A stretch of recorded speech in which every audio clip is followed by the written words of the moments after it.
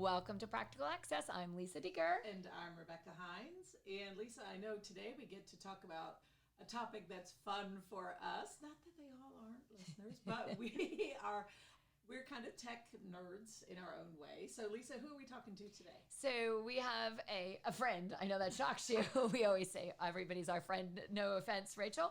But we have with us today our friend, Dr. Rachel Hallet-Njuguna, who is going to be talking to us a little bit about our work with coding with little kids. I want to say that one more time, coding with little kids. So, yeah, Rachel, I can't wait to hear. Tell me how you got started with this topic in general.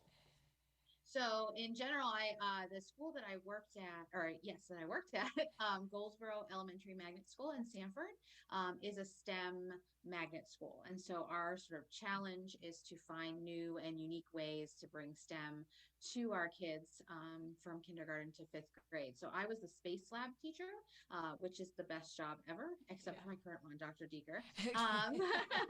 But it's a very cool job because the kids would come to me and I had to find ways to build curriculum that would engage them in STEM and also in a space context. And so through that, I sort of started using drones and other devices that help them with the coding portion. Seminole County has a very strong push for coding in all grade levels. And so that was sort of all went together.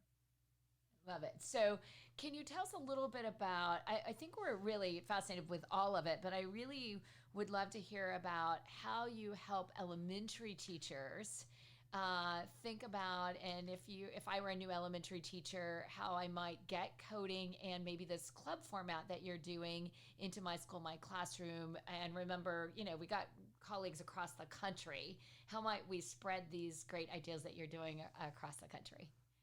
Awesome. So my sort of push was to make it content based because we put so much on elementary teachers. I didn't want this to be one more thing.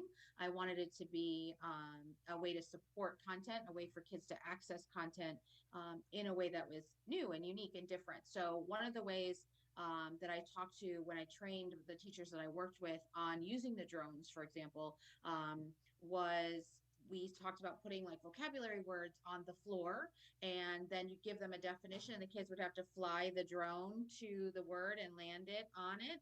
It's just a new and unique way to do that. For me, I kicked it up a notch. We talk in fourth grade about things landing on Mars, and we talked about the distance that you can't immediately communicate with anything from Mars, and it takes about 15 minutes for anything to get there. And so that's when we learned about coding versus flying, because they all want to remote control fly it, but you can't remote control something and then send a signal 15 minutes away. So we talked about the logic and the sequence, and there's a lot of math involved in coding a robot, knowing how far, how fast, there were angles, it was all kinds of great stuff. And so it supported the math. They had to write out their plan. It supported like logical sequencing of events. And then the club was just sort of this extra awesome thing that's the Orlando Science Center puts together, and they give little tasks for the kids to compete in. And one of them was I think it's called a bee-bot, little robot. It looks like a bee, and they had to drive it through this path. And our kids, because this is something they've been very proficient in for a while, they said, well, you have to go down this path and you have to park it. And my little team of kindergartners were like, can we park it backwards? Because we can do that. And so they were sure. And they added like a couple extra lines of code to turn it around and then pull it in backwards.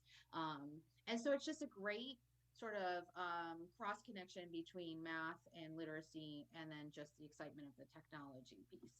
Well, we all are wrapped up in the excitement of the technology, but not everybody is. So, Rachel, tell me why it's important for young kids today to learn these types of skills. Great question. So we talk to the kids about just about every job now is going to have a technology component, whether it's just a computer or whether it's straight up coding. And what we talk about them with is, even as a teacher, learning how to navigate the technology helps me do my job better. It helps me not limit myself to I can only use a marker and a whiteboard. It helps me go out and find resources that are out there and understand it enough to be able to apply it. So we try to tell the kids we don't know necessarily what the technology is going to look like in the future, but if you get comfortable with it, if it's something that you aren't afraid of, which again, I think our generation is the last sort of fear of technology because we didn't start off with it. The kids they always laugh when I'm like, yeah, I didn't have a cell phone until I was in college. They were this big. And so I think we're getting to that point of our students are comfortable, whether they know how to use it or not, they don't have that fear that we had. And so getting them to see all the different types opens up just so many opportunities for them. And then as teachers, it opens it up for us so that when something new and unique comes down, we're not afraid to try it. Yeah, it's funny because when you said cell phone, I was like, oh, yeah, I had a bag phone. I don't know if anybody else remembers a bag phone, but you carried it around and plugged it into your car, and you could call once if you were lucky. But Exactly. anyway, You must have been rich. I must have been rich. Yeah, that was it. No, I married rich. So, yeah, anyway, that's my husband's name. So that's a good laugh for you. But anyway, I love that concept that you said about fear because I think that same concept of fear happens too of allowing some students with disabilities.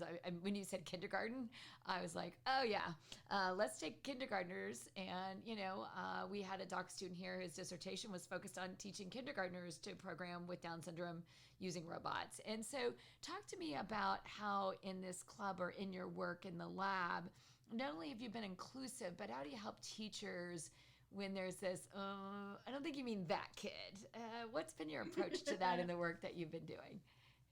So mine, I have tried because the best part was the students with disabilities would come with a peer group. So they would always come to me embedded with a larger group, and I had the best fun mixing them up and giving them that opportunity to kind of show their strengths. And a lot of times, the creative technology hands-on pieces, that's where they shine, because a lot of I always used to say, oh, I know my gifted kids, because they would get stuck in trying to make it perfect, but then my other kids were so creative and so out of the box thinking that they would just jump right in and end up being more successful because they didn't have that initial, okay, it's got to be perfect right away. They're like, ooh, this is new, let me just try this. So I used to love, especially the young ones, giving them things like the little, and a lot now is so touch based and visual.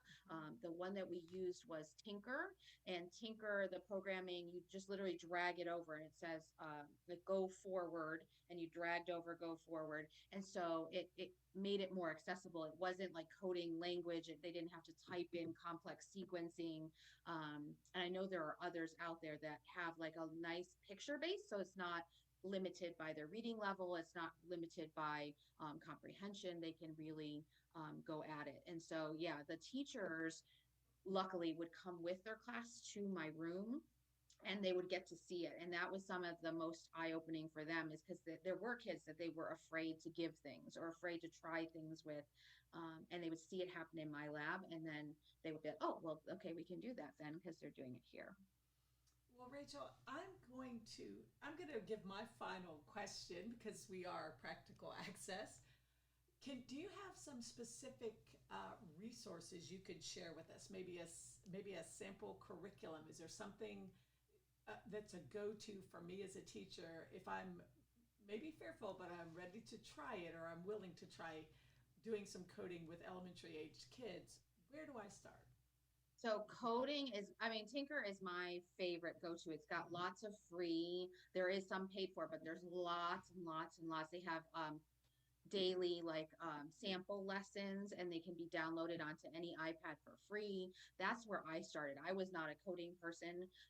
I actually, when I was working at the district office, I started with something called Jupyter Notebooks, which is like true coding. I would not go there. That's a little overwhelming, but Tinker is really good. I know our school also uses code.org, which is another really cool free resource that's meant for young kids. And so they have really cute characters, and like the ones that we used in Tinker had like a little alien that had to hop over rocks and had to make it back to a ship.